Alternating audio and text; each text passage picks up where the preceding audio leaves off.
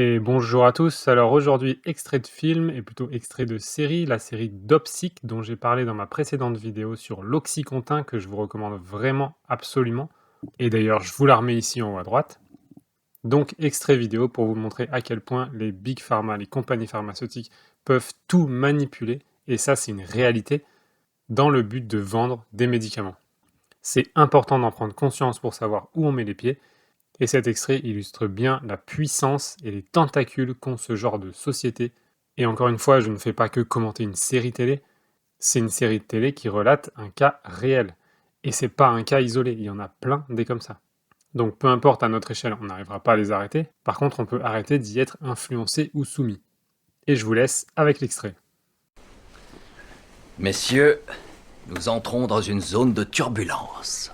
L'Organisation américaine de lutte contre la douleur prétend être un groupe médical indépendant représentant des médecins spécialistes de la douleur, mais une part non négligeable de leurs subventions provient de l'industrie pharmaceutique et une grande partie de ces fonds provient de Purdue Pharma, le groupe pharmaceutique dont les ventes ont décollé depuis que ces organisations ont réussi à faire de la douleur le 5e signe vital. Purdue a aussi dépensé une fortune pour subventionner l'Académie américaine de médecine contre la douleur et en 1997, Purdue a dépensé 500 000 $ pour soutenir le travail d'un comité conjoint formé par ces deux organisations qui a abouti à un rapport encourageant les médecins à un usage généralisé des narcotiques. On me répondra sûrement que Purdue a largement contribué à financer des associations de soutien aux patients comme la Fondation nationale du traitement de la douleur et l'Association américaine de la lutte contre les douleurs chroniques. Mais dans les faits, elle a financé tout un réseau de groupes de soutien contre la douleur qui se prétendent tous indépendants et qui, pourtant, n'ont fait que fortement promouvoir l'usage des opioïdes.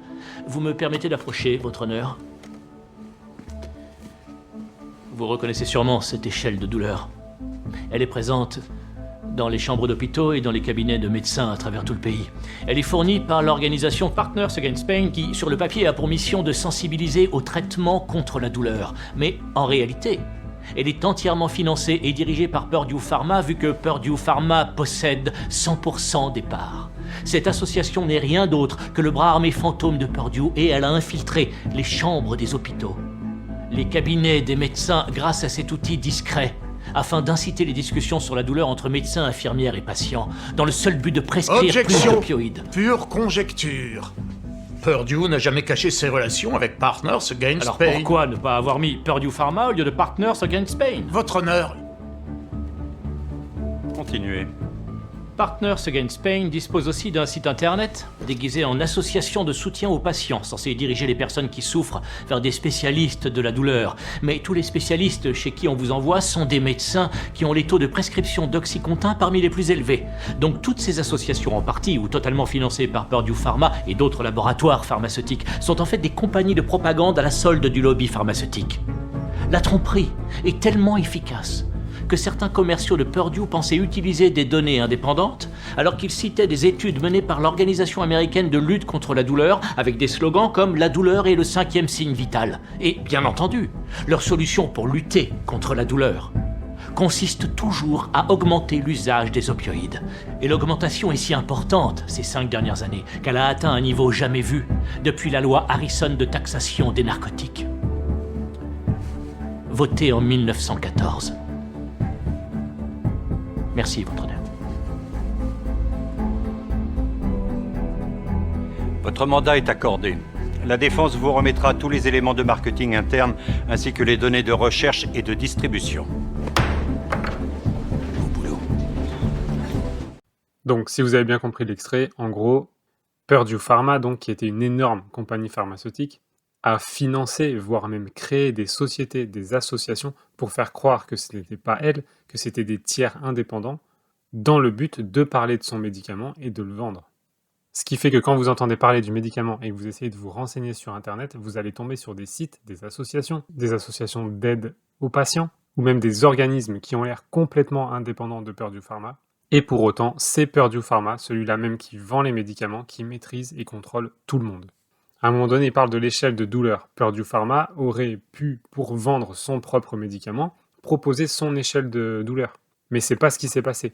Elle a créé une association dans le but de promouvoir ce papier avec les différents états de douleur, et pour que ce soit presque l'association qui incite les gens à prendre donc ce médicament qui était l'Oxycontin, selon cette échelle de douleur.